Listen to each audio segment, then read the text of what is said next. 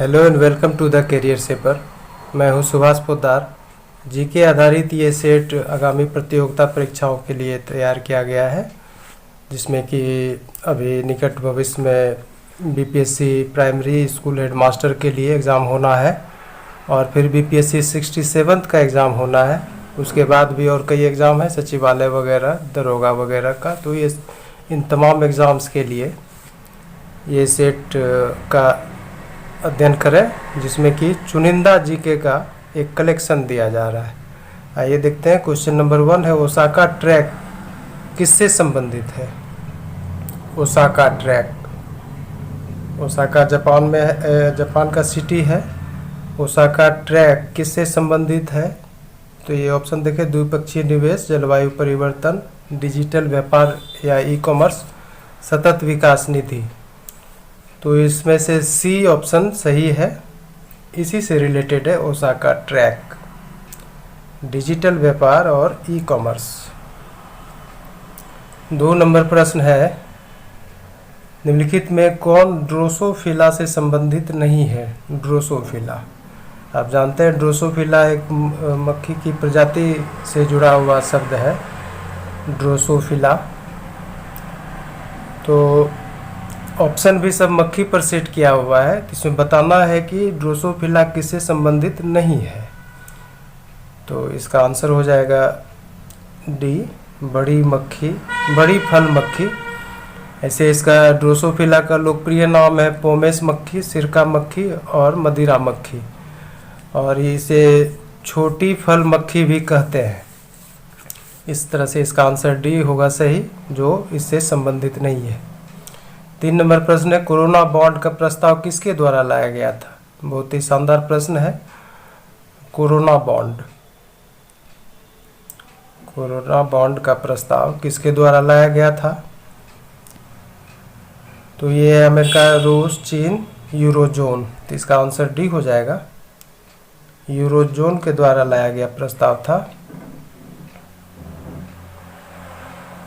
ये corona bond.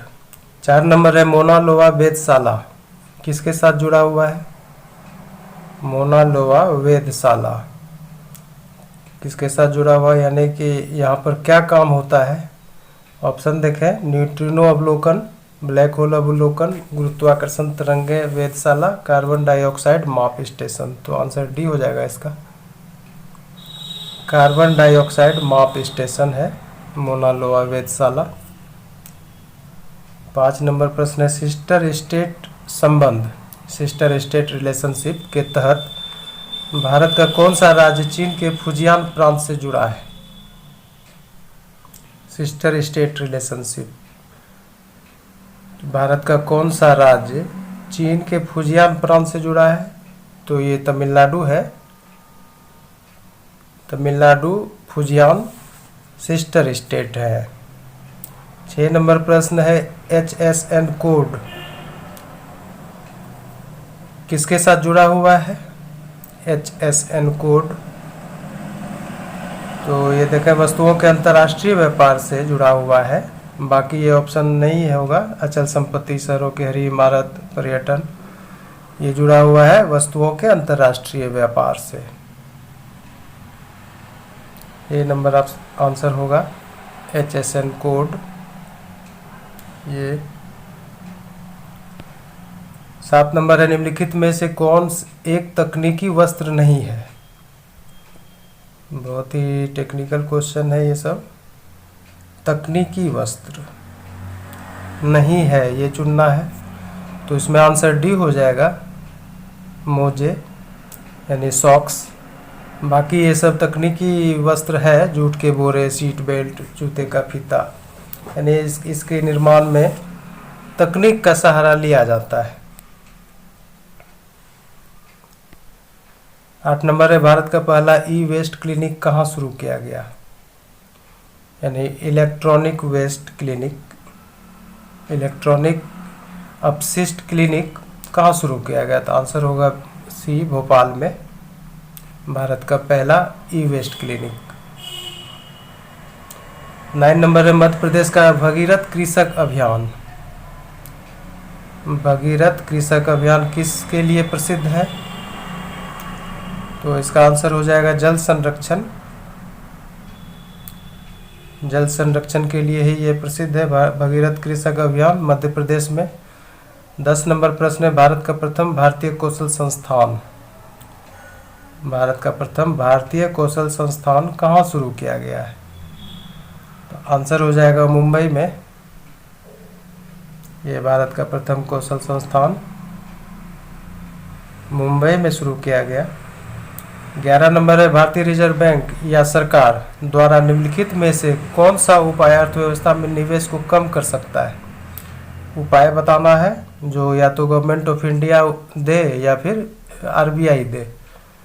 तो अर्थव्यवस्था में निवेश को कम कर सकता है, उसका कौन सा उपाय है जो सरकार या आरबीआई के द्वारा दिया जा सकता है? तो रेपो रेट घटाना, सरकारी खर्च में वृद्धि, करों में वृद्धि, एफडीआई में वृद्धि। तो इसका आंसर हो जाएगा करों में वृद्धि। कराधान से यानी टैक्सेशन से क्या होगा? टैक्सेशन ही एक ऐसा उपाय है जो अर्थव्यवस्था में निवेश को कम कर सकता है। सी आंसर हुआ। 12 नंबर, निम्नलिखित में कौन श्रम के अंतर्गत आता है? श्रम, श्रम के अंतर्गत देखिए कौन आएगा? सिनेमा देखना, शिक्षक द्वारा अध्यापन, छात्र द्वारा मनोरंजन के लिए क्रिकेट खेलना, संगीत का अभ्यास, आनंद के लिए करना। तो इन सभी में से ये होगा बी नंबर आंसर, शिक्षक द्वारा अध्यापन, ये श्रम कहलाता है। 13 नंबर प्रश्न है, निम्नलिखित में से कौन पूंजी है? कैपिटल।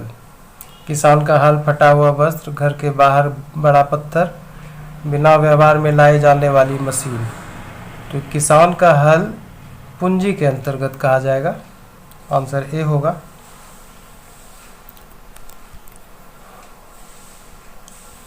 14 नंबर है, निम्नलिखित में से कौन उत्पादक है? उत्पादक, ठग, भिखारी, शराबी, बढ़ई। तो बढ़ई होगा आंसर। उत्पादक जान रहे हैं कि उपयोगिता का सृजन करता है, तो बढ़ई भी वही करता है। लकड़ी लाता है, उससे टेबल बनाता है, फिर उसको मार्केट में बेचता है, इस तरह से अर्थव्यवस्था में सहभागी बनता है। तो बढ़ई होगा उत्पादक। 15 नंबर है, मैक मोहन रेखा।